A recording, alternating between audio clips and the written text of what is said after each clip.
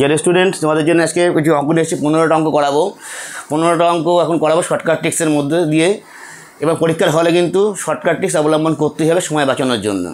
সব অঙ্ক শর্টকাট ট্রিক্সে করা যায় না, যতটা পারা যায় আমরা করার চেষ্টা করব, এবং তোমরা এগুলোকে বারবার তোমরা প্র্যাকটিস করবে। যাক, প্রথম অঙ্ক শুরু করছি। দেখো 1 square 2 square 3 square dot dot 10 square. এইখানে দেখবে কত আছে, দেখো 10 স্কোয়ার আছে।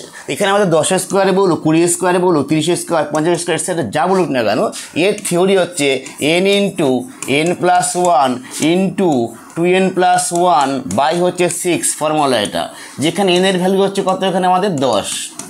তাহলে কি লিখতে পারি, n মানে কি বলো 10, তাহলে 10 আর 10-এর এক কত হয় বলো 11, 10 দুগুণে 20-এর এক কত বলো 21, 21 বাই কত আসবে 6, কাটাকুটি করো, 3 দুগুণে 6, 3 সাথে কত হয় 21, 5 দুগুণে 10, তাহলে কত হয় দেখো 55 গুণ 60 করলে কত আসবে 385। এটা আমাদের অ্যান্সার হবে।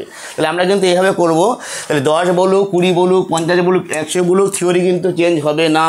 আমরা কিন্তু এইভাবে অঙ্কগুলোকে সলভ করবে, এই সূত্রটাকে মনে রাখার চেষ্টা করবে সবাই।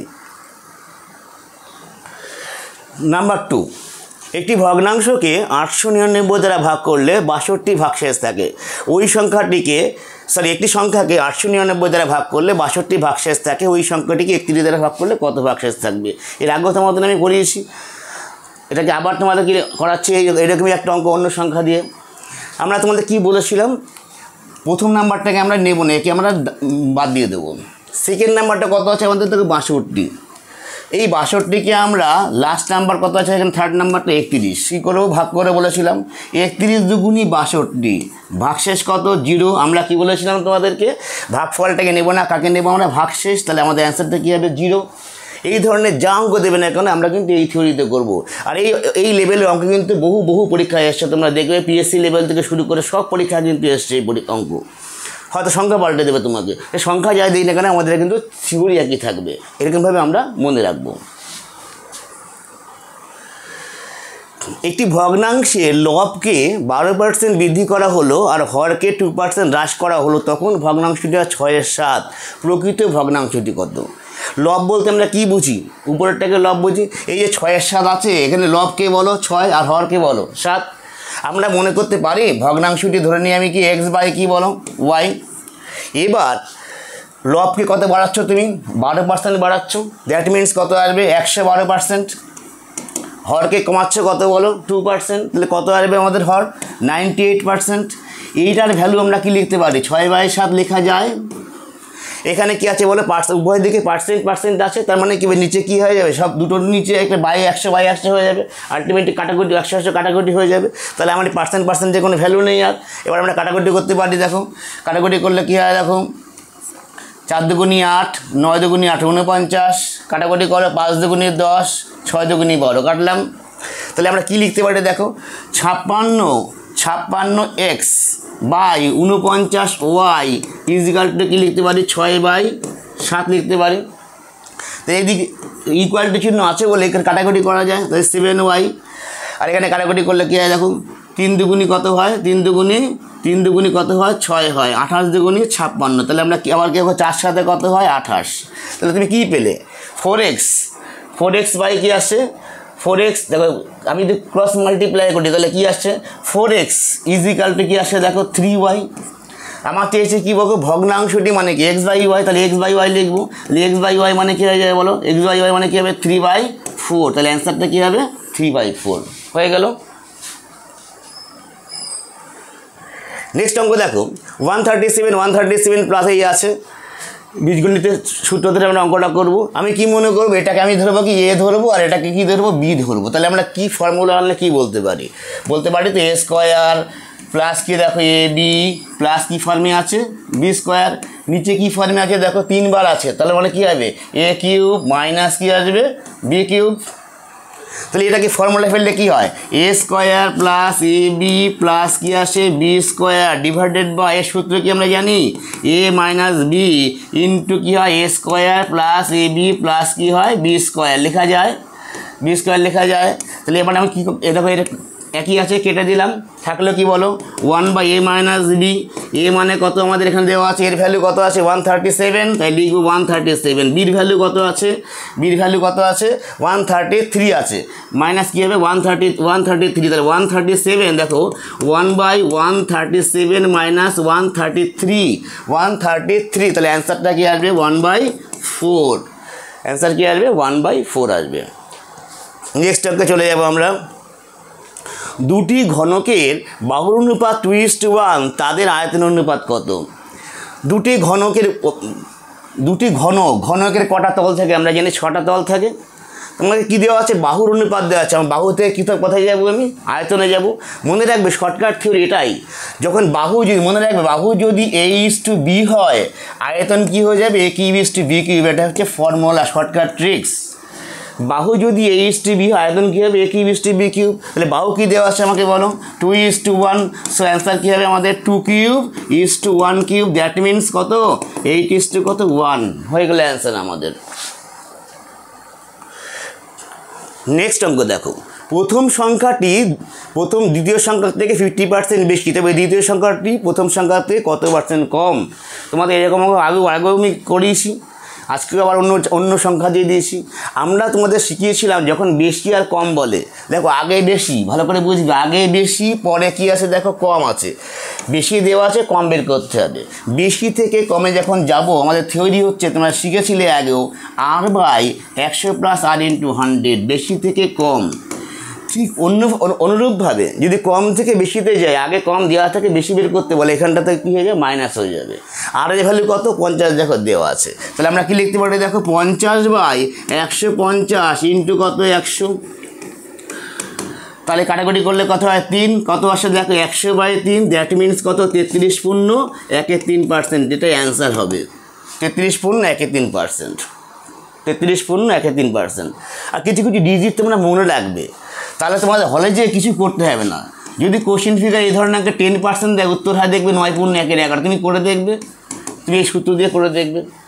যদি 20% দেয় অ্যান্সার যখন আসে 16.23%।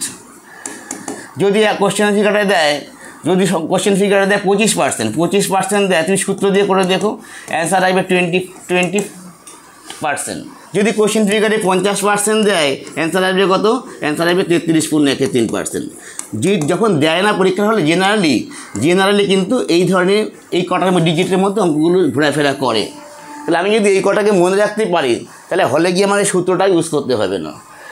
তাহলে কী হলো 10 দিলে 9×1=11, এরকমভাবে মনে রাখবে, তোমরা মনে রাখার চেষ্টা করো, বা সূত্রে অ্যাপ্লাই করে দেখো, তোমরা মিলে যাবে দেখবে।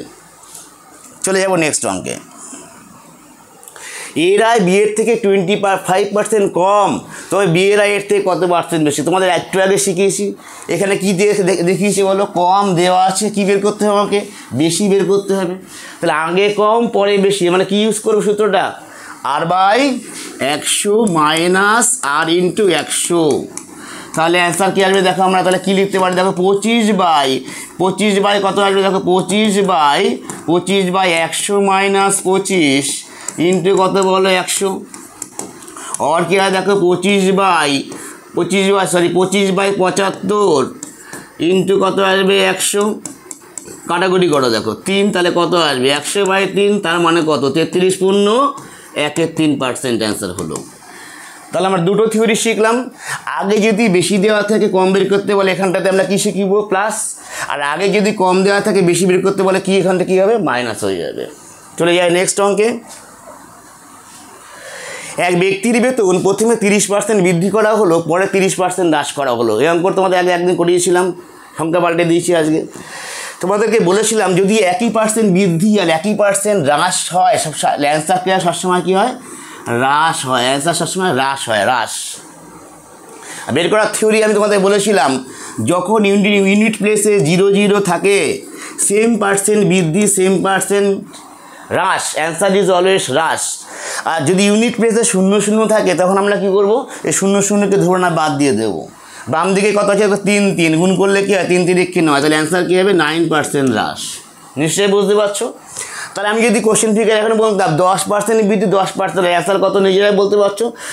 0 বাদ এককে কত হয় 1, তাহলে 20 20 হলে কত হবে, 2 2 কত 4, 30 30 কত বেরিয়েছে 9, 40 40 আসলে কত বেরোবে 4 4 16, 50 50 কী হতো 0 0 বাদ, 5 5 25, 60 60 হলে কত হতো বলো, 6 6 36, 70 70 হলে কত হতো, 7 7 49, 80 80 হলে কত হতো, 8 8 64, 90 90 হলে কত হতো, 9 9 81। তাহলে এই ধরনের অঙ্ক আসলে আমাদের কিন্তু মুখে মুখে হয়ে যাবে। চলে আসি নেক্সট অঙ্কে। কোনো শহরের জনসংখ্যা প্রথমে 15% বাড়ে, পরে 15% হ্রাস পায়। আমি তোমাকে একটু আগে বলেছি সেম পার্সেন্ট বৃদ্ধি সেম পার্সেন্ট হ্রাস পেলে অ্যান্সার কি সবসময় হয়, অ্যান্সার হয় সবসময় হ্রাস হয়। আর বের করার থিওরি কী বলেছিলাম তোমাদের, যদি আমি আগের অঙ্কটাই বলেছিলাম, যেমন আগের অঙ্কটা ছিল দেখো 10% 20% ছিল, 20% 20%। তোমাদের বলেছিলাম যদি ইউনিট প্লেসে 0 0 থাকে, 10 10 20 20 30 30, তাহলে আমি 0 0কে বাদ দিয়ে 2 গুণ করব। কিন্তু এই অঙ্কটাতে কী আছে দেখো, এই অঙ্কটাতে কিন্তু কী আছে 15 15 আছে। ইন জেনারেল ফর্মুলা হচ্ছে x²/100। আগের অঙ্কটা যেটা করেছি ওইটাও কিন্তু আমি এই থিওরির সাহায্যে করতে পারতাম। x², x মানে হচ্ছে পার্সেন্টেজ, কত হচ্ছে দেখো 15² 100, তাহলে কত আসবে 225/100। এটা করলে কত আসবে দেখো 2.25%, 2.25% হ্রাস হবে। এই থিওরির সাহায্যে যে 20% বৃদ্ধি 20% হ্রাস বলে যেটা আগের অঙ্কটা ছিল, তুমি এই অঙ্কটা এই থিওরির সাহায্যেও করতে পারো। চলে যাব নেক্সট অঙ্কে। একজন কর্মীর বেতন প্রথমে 10% বৃদ্ধি, পরে 5% হ্রাস। দেখো আগের সঙ্গে কী ডিফারেন্স, আগে কিন্তু বৃদ্ধি আর হ্রাস কিন্তু 10 10 10 10ই ছিল, কিন্তু এখানে আবার 10 5 বলে দিয়েছি, 10 আর 5 বলেছি।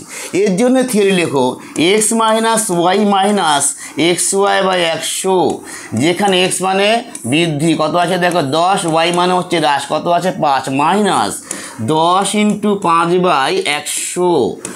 অর্থাৎ তাহলে কী হবে বলো, 5 10 50 দুগুণি কত আসবে 100, 1 এর 2, 5 10 থেকে 5 বিয়োগ করলে কত 5 বিয়োগ 1 এর 2, তাহলে অ্যান্সার কত আসবে 4.1%। অঙ্কটা করে আমার কী এসছে, প্লাস ফিগার এসছে না মাইনাস ফিগার এসছে, প্লাস ফিগার এসছে, তাহলে অ্যান্সার কী হবে, অ্যান্সার হচ্ছে বৃদ্ধি হবে বা বাড়বে। যদি মাইনাস ফিগার আসছে তাহলে কী হতো, হ্রাস হতো। অনেকগুলো জিনিস তোমরা শিখলে। সেম পার্সেন্ট বৃদ্ধি সেম পার্সেন্ট হ্রাস হলে আমরা সূত্র শিখিয়েছি x²/100। আর যদি ইউনিট প্লেসে 0 0 থাকে সেক্ষেত্রে আমরা 0 0কে বাদ দিয়ে দেবো, বা ডান দিকে বাম দিকে এগুলো গুণ করে দেবো। বাট বৃদ্ধি আর হ্রাস দুটোই দেওয়া আছে, কিন্তু পার্সেন্টেজ আলাদা আলাদা আছে, তখন কিন্তু এই সূত্র হবে। নিশ্চয়ই বুঝতে পেরেছো আশা করি। এই কটা অঙ্ক, পরের অঙ্ক চলে যাব। এক ব্যক্তি 144 টাকা কিনে ঘড়ি বিক্রি করে, সে যত টাকায় ঘড়িটি ক্রয় করে তত % লাভ করে, তাই তো, তত % লাভ করে। ঘড়িটির ক্রয় মূল্য কত? খুব সুন্দর অঙ্ক, অনেক পরীক্ষাতে এসছে। দেখো এই অঙ্ক যদি আমরা করতে যাই, জেনারেল আমরা কী করবো, সূত্র দেবো না, এক্স ধরে করবো। আমি মনে করলাম ঘড়িটার দাম হচ্ছে x টাকা, তাহলে তোমার কী বলেছে, যত টাকায় কেনে তত % লাভ করে, তাহলে ক্রয় মূল্য প্লাস এক্সের x%, তাই না, ক্রয় মূল্য প্লাস ক্রয় মূল্যের উপর লাভ হয়, তাহলে ক্রয় মূল্য plus love is equal to কি, বিক্রয় মূল্য। লিখতে পারি এটা। আমি কি করলাম, মনে করি ক্রয় মূল্য হচ্ছে এক্স, লাভ কত বলছে, যত টাকায় কিনে তত % লাভ করে, তাহলে x টাকার x% সে লাভ করছে।